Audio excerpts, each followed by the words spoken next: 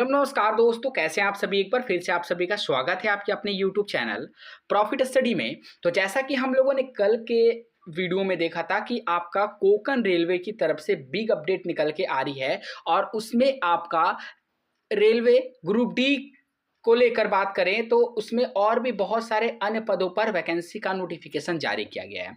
इसको लेकर सबसे ज़्यादा छात्रों का सवाल आ रहा था कि इस फॉर्म के लिए कौन कौन से राज्य वाले कैंडिडेट अप्लाई कर सकते हैं, कौन कौन से छात्र एप्लीकेबल होंगे। और दूसरा सबसे बड़ा डाउट आ रहा था कि जो इसमें सीसीए क्वालिफिकेशन मांगा गया है तो क्या कोर्स कंप्लीट एक्ट अप्रेंटिस जिन्होंने रेलवे से अप्रेंटिस किया है उनको 20% का कोटा मिलेगा या फिर नहीं मिलेगा, जैसा इंडियन रेलवे में आपको देखने को मिलता है। क्योंकि नोटिफिकेशन में मेंशन किया गया है कि सीसीए वाले बच्चे भी फॉर्म को भर सकते हैं। अब सीसीए तो वही होते हैं जो रेलवे से अप्रेंटिस करते हैं, और तो कोई सीसीए होता नहीं। अगर आप कहीं और से अप्रेंटिसशिप किए हो तो आपको तो सीसीए कहा नहीं जाएगा। और तीसरा अपडेट निकल के आ रहा था कि हम डिप्लोमा के बाद अप्रेंटिस किए हैं तो क्या हम भी फॉर्म भर सकते हैं। ऐसा भी बहुत सारे डाउट साथियों का कमेंट सेक्शन में देखने को मिला। तो इन सभी मुद्दों के ऊपर आज की इस वीडियो में बात करेंगे। और हाँ, एक बात ध्यान रखिएगा साथियों कि अगर आप इस भर्ती के लिए एलिजिबल हैं, देखिए इसमें आपको कोई भी एक्सपीरियंस वगैरह नहीं मांगा गया है, कोई भी एक्सपीरियंस वगैरह नहीं मांगा गया है। सिंपल अगर आप रेलवे से अप्रेंटिसशिप या फिर आईटीआई या फिर 10th पास हैं,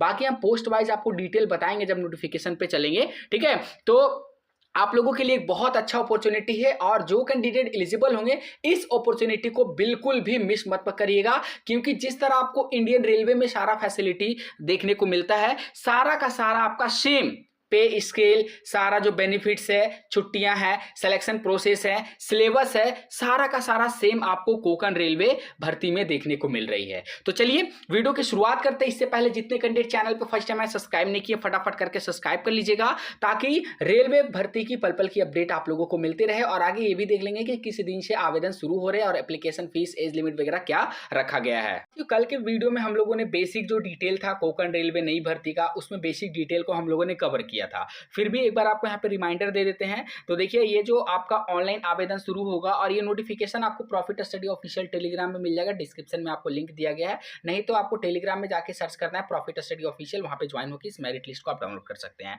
तो यहाँ पे एम्प्लॉयमेंट नोटिफिकेशन में आपका ये एम्प्लॉयमेंट नोटिफिकेशन है और डेट ऑफ नोटिफिकेशन में 16 अगस्त को नोटिफिकेशन जारी हो गया है और 16 सितंबर मतलब आज से लगभग 25 दिन के बाद, ठीक है, ये ऑनलाइन आवेदन प्रक्रिया शुरू हो जाएगा डिपार्टमेंट की तरफ से। वहीं क्लोजिंग डेट के बारे में बात करेंगे, लास्ट डेट के बारे में बात करेंगे, इंक्लूडिंग पेमेंट ऑफ फीस, तो आपका रखा गया है 6 अक्टूबर 2024। मतलब 16 सितंबर से आवेदन शुरू होगा, जो आपका 6 अक्टूबर तक यहाँ पे आवेदन चलेंगे, ठीक है। आप भारतवर्ष के कैंडिडेट अप्लाई कर सकते हैं या फिर नहीं कर सकते, क्या कंडीशन इसमें रखा गया है, क्योंकि इस प्रकार का वैकेंसी आप लोगों को बहुत कम देखने को मिलता है। और चलिए, कम से कम कोंकण रेलवे की तरफ से जारी किया गया है, तो कम से कम उन सभी साथियों के लिए बहुत अच्छी अपडेट है जिनके पास आईटीआई सीसीए का सर्टिफिकेट यहाँ पे है, ठीक है। देखिए, इसमें अपेयरिंग वाले कैंडिडेट फॉर्म को नहीं भर सकते। अगर आप सोच रहे हैं अभी हम रेलवे से अप्रेंटिस कर रहे हैं, हमारा एग्जाम नहीं हुआ है, तो क्या हम फिल कर सकते हैं, तो ऐसा नहीं है। अगर आप 10th पास आउट है तो फिल कर सकते हैं, उसके बेस पे भी कुछ पोस्ट है, आईटीआई के बेस पे भी टेक्नीशियन वगैरह का पोस्ट है यहाँ पे, ठीक है। अब यहाँ पे बात करते हैं कि कौन कौन से छात्र फॉर्म को अप्लाई कर सकते हैं। उससे पहले थोड़ा सा आपको यहाँ पे इंपॉर्टेंट वैकेंसी के बारे में बताना चाहेंगे, क्योंकि मेडिकल स्टैंडर्ड में बहुत सारे छात्रों को प्रॉब्लम आ रही है। देखिए साथियों, यहाँ पे इलेक्ट्रिकल डिपार्टमेंट में बात करेंगे ना, तो सीनियर सेक्शन इंजीनियर का है, टेक्नीशियन का है और असिस्टेंट लोको पायलट का है। मेडिकल स्टैंडर्ड आपका A3 है, सीनियर सेक्शन इंजीनियर टेक्नीशियन में B1 है और ALP में A1 मेडिकल स्टैंडर्ड है। सभी का वैकेंसी को मिला के देखें तो सीनियर सेक्शन इंजीनियर में 5 वैकेंसी, टेक्नीशियन में 15 वैकेंसी, असिस्टेंट लोको पायलट में 15 वैकेंसी, ठीक है। क्वालिफिकेशन पे भी आपको लेके जाएंगे और 20% का क्या सीन है उसके बारे में भी आपको अवगत कर देंगे। एक बार वैकेंसी पर नजर देख लीजिए। सिविल डिपार्टमेंट बात करेंगे, senior section engineer A3 medical standard है और टोटल 5 सीट है। ट्रैक मेंटेनर का बात करेंगे, जिसमें यहाँ पे A3 मेडिकल स्टैंडर्ड मांगा गया और 35 वैकेंसी निकाला गया है। आप ही सोचिए कि एक रेलवे के एक छोटे से यूनिट से इस प्रकार का वैकेंसी देखने को मिल रहा, तो जब हमारा मेन जो ग्रुप डी का वैकेंसी अगर वो आएगा तो उसमें कितने ज्यादा पद आने की संभावना वो आप भी समझ सकते हैं। टेक्नीशियन ग्रेड 3 में B1 मेडिकल स्टैंडर्ड है, 20 वैकेंसी है। ऑपरेटिंग में बात करेंगे, स्टेशन मास्टर का 10 वैकेंसी है, A2 मेडिकल स्टैंडर्ड, और गुड्स ट्रेन मैनेजर का A2 इसमें मेडिकल स्टैंडर्ड मांगेगी और 5 वैकेंसी है। उसके बाद यहाँ पे बात करेंगे पॉइंट्समैन का, तो पॉइंट्समैन का यहाँ पे 60 वैकेंसी आपका रिलीज किया गया है A2 मेडिकल स्टैंडर्ड के रिगार्डिंग। वहीं पे सिग्नल एंड टेलीकॉम इंडिकेटिंग में बात करेंगे तो ESTM थर्ड का एक पोस्ट होता है जो B1 मेडिकल स्टैंडर्ड है, 15 वैकेंसी मांगा गया है। और कमर्शियल सुपरवाइजर में C1 मेडिकल स्टैंडर्ड मांगा गया, जो सबसे अभी तक लोएस्ट मेडिकल आपको देखने को मिल रहा है, 5 वैकेंसी इसमें निकाला गया है। तो आई होप जो वैकेंसी के रिगार्डिंग आपके मन में सवाल होगा वो आप लोगों का क्लियर हो गया होगा। ठीक है, अब देख लीजिए पे जो स्केल है आपका, सैलरी स्केल, वो आपको यहाँ पे देखने को मिलेगा। अगर यहाँ पे हम बात करें ट्रैक मेंटेनर ग्रेड 4 का लेवल 1 में 18,000 आपको बेसिक पे रहेगा। ठीक है, पॉइंट्स मैन का भी 18,000 रहेगा, असिस्टेंट लोको पायलट का 19,900, ESTM थर्ड का जो SNT में आता है 19,900, टेक्नीशियन का 19,900, मतलब टेक्नीशियन का चाहे मैकेनिकल हो इलेक्ट्रिकल 19,900 रहेगा, और गुड्स ट्रेन मैनेजर का 29,200 रहेगा, कमर्शियल सुपरवाइजर का 35,400, स्टेशन मास्टर का 35,400, सीनियर सेक्शन इंजीनियर इलेक्ट्रिकल से और यहाँ पे बात करेंगे सिविल से, तो वहाँ पे most of the salary structure level 7 के अंतर्गत सेम देखने को मिल रही है। ठीक है, ये सब बेसिक चीजें थी जो हम लोगों ने पिछले वीडियो में भी देखा था। एज लिमिट आपका 18 से लेकर 36 साल रहेगा। अपर एज लिमिट मिलेगा ST/SC वालों को 5 साल, OBC वालों को 3 साल का। ठीक है, अब देखिए यहाँ पे सिलेबस वगैरह क्या है, आपको कैसे करके पढ़ना है, उसके बारे में भी आपको यहाँ पे जानकारी आज की इस वीडियो में आपको देखने को मिलेगा। एक एक करके जो भी इंपॉर्टेंट पॉइंट रहेगा वो सारा हम आपके साथ यहाँ पे डील करते हुए चलेंगे। अब देखिए इसमें सीधा सीधा जो आपका सिलेक्शन प्रोसेस क्या है, किस बेस पे आपका सिलेक्शन होगा, चाहे आप ITI बेस पे अप्लाई करिएगा, CCA बेस पे या फिर 10th बेस पे। तो यहाँ पे बोला गया है कि जो आपका सिलेक्शन प्रोसेस है, the recruitment process of station master and assistant loco pilot shall involve CBT computer based aptitude test और OMR बेस्ड एप्टीट्यूड टेस्ट। तो इसमें बोला गया है कि सबसे पहले आप किसी भी पोस्ट के लिए फॉर्म भरिएगा, आपका CBT एग्जाम होगा, जैसे रेलवे में होता है सेम उसी तरह कोकन रेलवे में भी होगा, और सिलेबस भी सेम है। आपको सिलेबस के बारे में भी आगे जानकारी देंगे। तो सबसे पहले आपका CBT एग्जाम होगा। आप चाहे किसी भी पोस्ट के लिए फॉर्म भरिए, सबसे पहले आपका डिपार्टमेंटल जो CBT है वो CBT यहां पे लिया जाएगा। उसके बाद फिर आपका DV, देन उसके बाद मेडिकल का प्रोसेस है। ठीक है, यहां पे देखिए आपको मेंशन भी कर दिया गया कि this CBT are tentatively schedule for November 2024, मतलब आपका एग्जाम का डेट भी इसमें साथ में दे दिया गया है कि नवंबर 2024 में आपका एग्जाम होगा। अब देखिए यहां पे बात करेंगे मिनिमम क्वालिफाइंग मार्क्स में, तो ग्रुप C में जो आते हैं उनमें अनरिजर्व EWS का मिनिमम 50% और OBC ST/SC का मिनिमम 40%। वहीं अगर ग्रुप D में बात करेंगे लेवल 1 में, तो UR और EWS का मिनिमम 40% और OBC SC/ST का यहाँ पे 30% है। ठीक है, ये ग्रुप D के लिए जो यहाँ पे कट ऑफ मार्क्स है वो रखा गया है। अब यहाँ पे बात करते हैं CBT पैटर्न और सिलेबस के बारे में। देख लीजिए सिलेबस के बारे में बात किया जाए तो यहाँ पे आपका सीनियर सेक्शन इंजीनियर का है ये सिलेबस का स्ट्रक्चर। टोटल 100 क्वेश्चन आएगा 90 मिनट में, जनरल साइंस 10 क्वेश्चन, मैथ का 20 क्वेश्चन और रीजनिंग का 20 क्वेश्चन और टेक्निकल एबिलिटी का 50 क्वेश्चन। ये SSC मतलब सीनियर सेक्शन इंजीनियर का है। उसी प्रकार बात करें हम तो आपका स्टेशन मास्टर, कमर्शियल सुपरवाइजर और गुड्स ट्रेन का बात करें तो 100 क्वेश्चन रहेगा 90 मिनट के लिए, जनरल साइंस 25 क्वेश्चन और मैथमेटिक्स आपका 35 क्वेश्चन और रीजनिंग आपका 40 क्वेश्चन रहेगा। ठीक है, 100 क्वेश्चन हो गया। देन उसके बाद यहाँ पे बात करते हैं टेक्नीशियन का। बात करें तो टेक्नीशियन में भी 100 क्वेश्चन 90 मिनट का, जनरल साइंस 15, बेसिक साइंस 20 और यहाँ पे रीजनिंग 25 और टेक्निकल एबिलिटी, मतलब जिस प्रकार पोस्ट है उसी प्रकार यहाँ पे